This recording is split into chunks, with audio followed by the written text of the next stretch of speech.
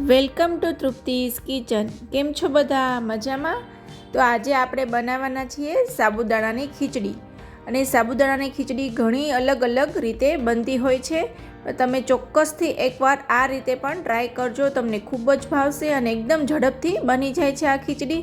તમારે બહુ મહેનત પણ નહીં કરવી પડે ને ખાવામાં પણ ખૂબ જ સરસ લાગે છે. અને તમે જોઈ શકો છો એ રીતે એકદમ આ છૂટી છૂટી બની અને રેડી થાય છે. તો તમે ચોક્કસથી એકવાર તમારા ઘરે આ ટ્રાય કરજો, તમને બધાને જ ભાવવાની છે. તો સૌથી પહેલાં અહીંયા આપણે એક બાઉલ જેવા સાબુદાણા લીધા છે. અને સાબુદાણા વધારે ઓછા તમારે જે રીતે ક્વોન્ટિટી ખીચડીની બનાવી હોય એ રીતે તમે લઈ શકો છો. અહીંયા મેં એક મોટો બાઉલ સાબુદાણા લીધા છે.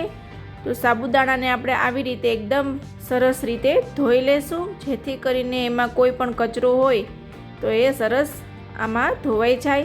એટલે હાથથી ચોળી અને આ રીતે આપણે સાબુદાણાને એકદમ ઘસી અને ધોઈ લેવાના છે.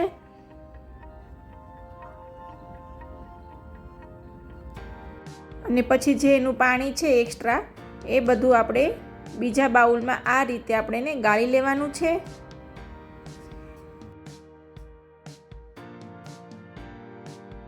તો અહીંયા બધું પાણી આપણે સારી રીતે નિતારી લીધું છે. તો હવે આમાં આપણે ફરીથી પાણી એડ કરશું. તો અહીંયા આપણે સાબુદાણા ડૂબે અને એનાથી થોડું ઉપર આપણે અહીંયા પાણી લેવાનું છે. વધારે પાણી નથી લેવાનું, બાકી જે સાબુદાણા છે એ એકદમ ચીકણા થશે, છૂટા છૂટા નહીં થાય. એટલે આ રીતે આપણે સાબુદાણાને પલાળવાના છે. અને જે પલાળવાની રીત છે એ જ તમારે વ્યવસ્થિત ફોલો કરવાની છે, તો જ તમારી જે ખીચડી છે એ સરસ એકદમ છૂટી છૂટી થશે. એટલે સાબુદાણા ડૂબે અને એના ઉપર થોડું એવું પાણી હોય એ રીતના જ તમારે સાબુદાણાને પલાળવાના છે. અને અહીંયા આપણે એને 4 કલાક જેવું પલાળવા દેવાનું છે. તો 4 કલાક પછી તમે જોઈ શકો છો કે અહીંયા સાબુદાણા છે એ વ્યવસ્થિત પલળી ગયા છે અને એકદમ છૂટા છૂટા પડેલા છે. તમે જોઈ શકો છો કે એક એક દાણો છૂટો છૂટો છે. અને જો તમને એવું લાગે કે તમારાથી થોડું વધારે પાણી પડી ગયું છે અને સાબુદાણા છે એ બહુ ચીકણા થઈ ગયા છે, છૂટા નથી રહ્યા, તો તમારે એને 2 કલાક માટે ફ્રીઝમાં મૂકી દેવાના છે પાણી નિતારી. અને તો તમારા સાબુદાણા પણ આટલા છૂટા છૂટા સરસ થઈ જશે. પણ બને તો ઓછા પાણીમાં પલાળવાના, જેથી કરીને આવા છૂટા છૂટા સાબુદાણા રહે. તો હવે આપણે આગળની પ્રોસેસ જોઈએ. તો અહીંયા આપણે એક તપેલીમાં પાણી ગરમ કરવા મૂકેલું છે. અને એના ઉપર એક આપણે જાડી એવી કડાઈ લેવાની છે. અને એ કડાઈને આપણે એના ઉપર મૂકવાનું છે. આ રીતે નીચેની સાઈડ પાણી અને ઉપરની સાઈડ આપણે આવી રીતની જે પોળી કડાઈ હોય એ લેવાની છે, જેથી કરીને એમાં આપણે વ્યવસ્થિત સાબુદાણાને બાફી શકીએ. તો અહીંયા આપણે સારી રીતે પહેલાં પાણીને ઉકળવા દેવાનું છે. તો તમે જોઈ શકો છો કે સારી રીતે અહીંયા પાણી છે એ ઉકળી ગયું છે. તો ઉપર હવે આપણે આવી રીતે સાબુદાણાને ગોઠવી દેશું. અને સાબુદાણા છે એ આવી રીતે છૂટા છૂટા રહે એ રીતે જ આપણે મૂકવાના છે, જેથી કરીને એ બધી બાજુ સરસ વ્યવસ્થિત બફાઈ જાય. અને આવી રીતે ઢાંકણ ઢાંકી અને આપણે 5 મિનિટ માટે એને થવા દેવાના છે. તો 5 મિનિટ પછી આપણે એને મિક્સ કરી લેશું, જેથી કરીને બધી બાજુએ વ્યવસ્થિત ચડી જાય. તો હવે આપણે ચેક કરી લઈએ અને અહીંયા એકવાર મિક્સ કરી લેશું, જેથી કરીને બધી સાઈડે સાબુદાણા છે એ વ્યવસ્થિત ચડી જાય, ખાવામાં કાચા ના લાગે. તો આ રીતે એકદમ હળવા હાથે અહીંયા આપણે એને મિક્સ કરવાના છે. અને ફરીવાર એને 5 થી 7 મિનિટ માટે ઢાંકી અને થવા દેવાના છે.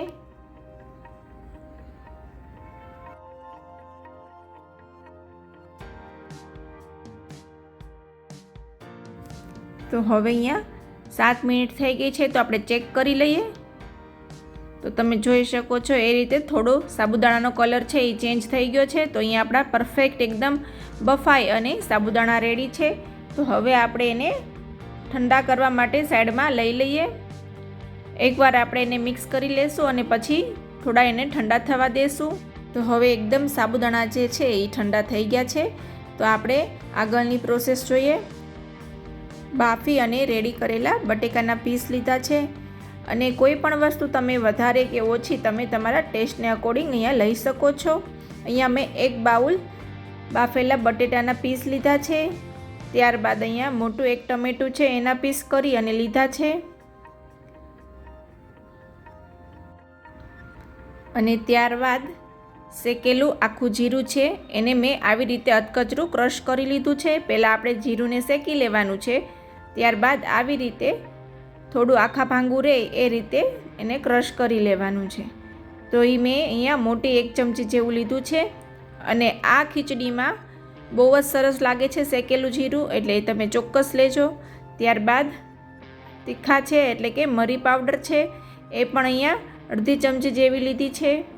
ત્યારબાદ તીખું મરચું લીધું છે. જો તમારે તીખું ના ખાવું હોય તો તમે મોળું મરચું પણ લઈ શકો છો, અને એ મેં અહીંયા 1 નંગ જેવું લીધું છે. તમે વધારે ઓછું તમારા ટેસ્ટને અકોર્ડિંગ લઈ શકો છો. ત્યારબાદ અડધી ચમચી જેવો ગરમ મસાલો લીધો છે, અને ગરમ મસાલો જે રેગ્યુલર તમે ઘરમાં યુઝ કરતા હોય એ જ લેવાનો છે. ત્યારબાદ નમક લીધું છે, એ પણ તમે તમારા ટેસ્ટને અકોર્ડિંગ લઈ શકો છો. તો આ બધી વસ્તુને આપણે પહેલાં સારી રીતે મિક્સ કરી લઈએ. આ બધા મસાલા અને જે આપણે ટમેટાં અને બટેટા અને એ બધું લીધું છે એ સરસ રીતે સાબુદાણામાં મિક્સ થઈ જાય એ રીતે અહીંયા સરસ વ્યવસ્થિત પહેલાં એને મિક્સ કરી દેવાનું છે. પછી જ આપણે આગળની વસ્તુ નાખવાની છે, કેમ કે જે ફરાળી ચેવડો છે, વેફર છે, એ એકદમ ક્રન્ચી રહે તો જ ખાવાની મજા આવે, એટલે લાસ્ટમાં એડ કરવાનો છે. પહેલાં બધી વસ્તુને આપણે પ્રોપર અહીંયા મિક્સ કરી લેવાની છે. ત્યારબાદ એમાં 1 લીંબુનો રસ લીધો છે એ એડ કરશું. ત્યારબાદ અહીંયા એકદમ બારીક કટ કરી અને કોથમીર રેડી રાખી છે તો એ એડ કરશું. અને જો તમને કોથમીર ના ભાવતી હોય તો તમે સ્કીપ પણ કરી શકો છો, પણ સ્પેશિયલી મને ખૂબ જ ગમે છે આ ખીચડીમાં કોથમીર, એટલે હું અહીંયા સારા એવા પ્રમાણમાં એને લઉં છું. તો આ બધી વસ્તુને આપણે અહીંયા સારી રીતે મિક્સ કરી લેશું. અને તમે જોઈ શકો છો કે કોથમીર એડ કર્યા પછી કેવી સરસ આ ખીચડીનો દેખાવ જે છે એ આવવા લાગ્યો છે.